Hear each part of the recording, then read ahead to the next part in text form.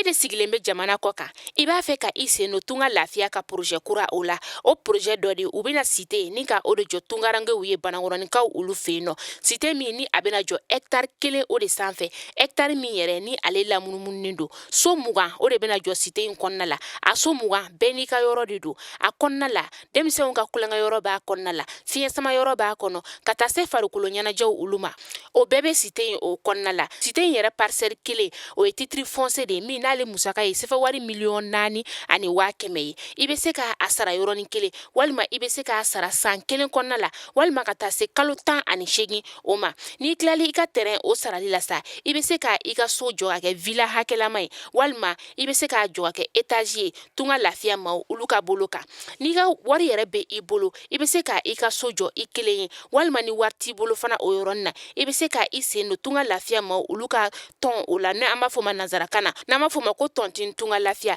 walasa ka se ka i ka so ale jɔ cité o kɔnɔna la o t'a bannen dɛ tunga lafiya ma o bɛna tila ka immeuble fana jɔ cité in kɔnɔna la immeuble min n'i bɛ se ka appartement o san chambre 3 de b'a kɔnɔna la ale ni salon 1 a musaka bɛ t'i jɔ sefa wari 15,000,000 la ka taa se sefa wari 17,000,000 ma i bɛ se ka o fana sara dɔɔni fo ka taa se san 2 ani tila ma.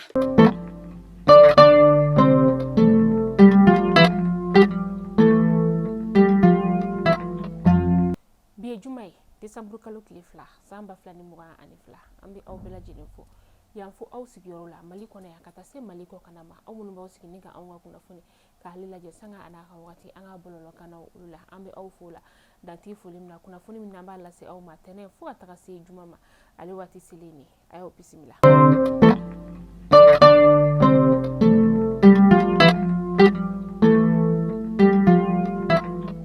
Kunnafoni daminɛla bi Aki ale kun kelen don ni ka Joliba TV News ka baara ni ka o ɲɔngiri waati kungurunin kɔnɔna la n'o tun y'a jira k'a fɔ ko kalo 2 u tɛna se ka baara o kɛ Joliba TV News yɛrɛ ale ye jaso ye kunun décembre kalo tile fɔlɔ u y'u ka baara ɲɔngirili ni ka ale bɔ a ma deliw kɔni o kɛra fan bɛɛ lajɛlen fɛ o de kɛra sababu ye sa u y'a bɔ kalo 2 la ni ka kɛ kalo 1 ni wagati na Joliba TV News bɛ se ka u ka baaraw ni ka olu daminɛ k'aw ladɔnniya k'a fɔ ko Joliba TV News yɛrɛ ka baara kun sonsurukun kɛra fɛn min ye Aki la o de ye k'a fɔ ko novembre kalo tile 2 tɛmɛnen san 2022 jamukan dɔ de kɛra u ka jabaraniso o la min ni ale bɛ wele ko l'éditorial la jamukan yɛrɛ ɲɛnamayara Mohamed Alidu Atayara ale fɛ ko jamukan yɛrɛ kɔnɔna la sa ko kumakan fɔra kɔnɔ kumakan minnu ni kumakan cɛ ɲumanw tɛ min n'a bɛ se ka kɛ sababu ye ka dankari kunnafonidilaw ka kumakan o la ani tuguni jamana marabagaw ani fo ka taa se Aki ale ma o de kɛra sababu ye sa ni Aki yɛrɛ kun ye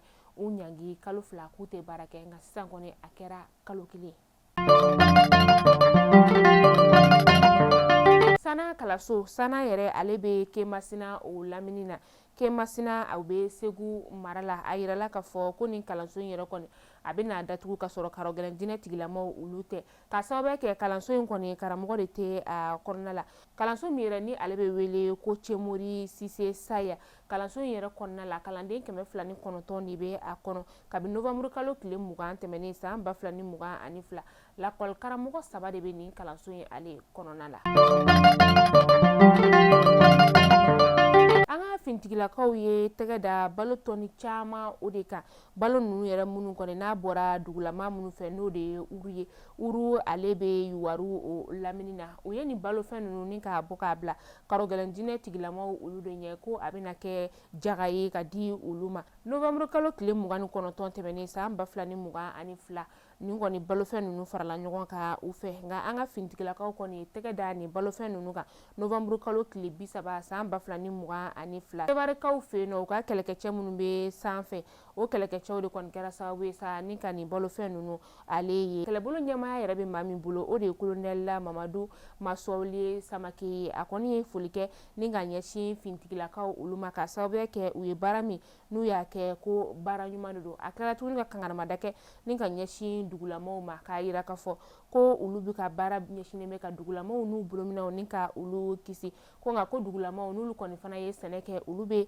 jaga ta ni k'a di karɔgɛlɛndinɛ tigilamaw ma karɔgɛlɛndinɛ tigilamaw tɛ ni balo ninnu kɛ foyi ye u t'a feere de ni k'a don maramafɛn na ka tila ka na olu yɛrɛ faga ni o maramafɛn kelen b'a yira k'a fɔ ko dugulamaw de bɛ ka nafolo di karɔgɛlɛndinɛ tigilamaw walasa ka tila ka na u yɛrɛ faga ni u yɛrɛ ka balofɛnw ɲinini o ye o de la sa a y'a yira k'a fɔ ko balofɛn minnu kɔni sɔrɔla n'a b'olu ka bolo kan u bɛ n'a di maaw ma dɛsɛbagatɔw ani maa minnu fana bɔlen don u sigiyɔrɔ la ni baloko dɛsɛ bɛ olu la u bɛ n'a di olu ma. Kɔrɔ nɛgɛtarakaw olu kɔni dusu tɔɔrɔ la kosɛbɛ ka sababuya kɛ wagati la bingani wale a ye digi kɛ olu la fɛn min ye kɔrɔ tɔnboloma minnu bɛ yen nɔ olu dagayɔrɔ dugulamaw kɔni dusu kasira kosɛbɛ u ye olu dagayɔrɔ kɔni ni ka ale bɛɛ lajɛlen ka o tiɲɛ o sɔrɔla fɛn min fɛ sa o de y'a yira k'a fɔ ko tarata tɛmɛnen zone dɔw kɔni de donna butigi dɔ kɔnɔna la k'a laɲini k'u bɛ dankari o butigi kɔnɔ mɔgɔw olu la ni maa fila ninnu kɔni n'o ye zone ye maramafɛn juguman kɔni tun bɛ u bolo sigida maaw kɔni sera ka zone kelen minɛ ni ka tasuma kɔni don ale la ka ale jeni fo k'a ban tɔnbolomaw kɔni nana waati min na sa olu nana ka na tɔkɔlen in kɔni minɛ ni ka taa n'a ye o de kɔni ma bɛn sigida maaw ma ka sababuya kɛ ko ka zone ninnu t'u bolo k'u bɛɛ lajɛlen faga walasa u yɛrɛ bɛ se ka lafiya u siso olu kɔnɔna la. Yɔrɔ min bɛ yen nɔ ni ale ɲɛsinnen bɛ sigarati fo ka taga se alimɛti o dilanni ma n'o o ye Sonatamu ye Sonatamu kɔni ye jibɔndo ni ka o di Tunufu dugulamaw olu ma Tunufu ale bɛ Welesebugu o sigida la Welesebugu bɛ Kulukoro mara la. Kulukoro hali sisan nɔ sɛnɛfɛnw kɔni sɔngɔ o bɛ ka jigin ka taga a fɛ dɔɔni dɔgɔkun kɔnɔna in la sa yirala k'a fɔ fɛn min ye keninge ale bɛ ka feere sefa wari dɔrɔmɛ 50 ka kɛ ni fɔlɔ a tun bɛ feere sefa wari dɔrɔmɛ 60 ka taa se dɔrɔmɛ 70 o ma dɔgɔkun 2 o kɔnɔna la dɔ bɔra a la sɔ fana ale tun bɛ feere sefa wari dɔrɔmɛ 150 sisan sɔ ale bɛ ka feere sefa wari dɔrɔmɛ 130 yɔrɔ dɔw olu la tiga fana ale kilo fana jiginna fɔlɔ tiga tun bɛ feere sefa wari 140 ka taa se sefa wari 160 o ma fɛn min ye gan yɛrɛ sa ale kilo bɛ ka feere sefa wari 200 ka taa se sefa wari 350 ma fɔlɔ o tun bɛ feere sefa wari 400 tile dama dama o kɔnɔna la o b'a yira k'a fɔ ko sɛnɛfɛnw da o bɛ ka nɔgɔya. An bɛ kunnafoni an b'ale kuncɛ ni Bafulabekaw ka dugu o kɔnɔna ye u ka dugu bɛ yen nɔ ni ale wele ko Sitafula Sitafula ale bɛ Maɲina sigida o la ka taa se Tintinba ale ni Soriya nin bɛɛ lajɛlen bɛ Bafulabe sigida la Kundinko ale bɛ Jokeli sigida o la nin dugu kɔfɔlen ninnu kɔni bɛna kalanso saba ni ka o sɔrɔ a kalanso kelen-kelenna bɛɛ lajɛlen kɔnɔna la ɲɛgɛn kelen-kelen bɛna k'a la nin kunnafoni in dira u ka dugu mɛri fɛ novembre kalo tile 30 tɛmɛnen san 2022 ni dugu mɛri yɛrɛ kɔni wulila ka taa Maɲina ka taa i ɲɛda nin kalanso ninnu ale kelen-kelenna bɛɛ lajɛlen kan sisan kɔni a baaraw olu bɛ ka taa ɲɛ don n'a nataw la plan Mali a bɛna a baaraw kolomɔ karilen ni ka olu kɛ.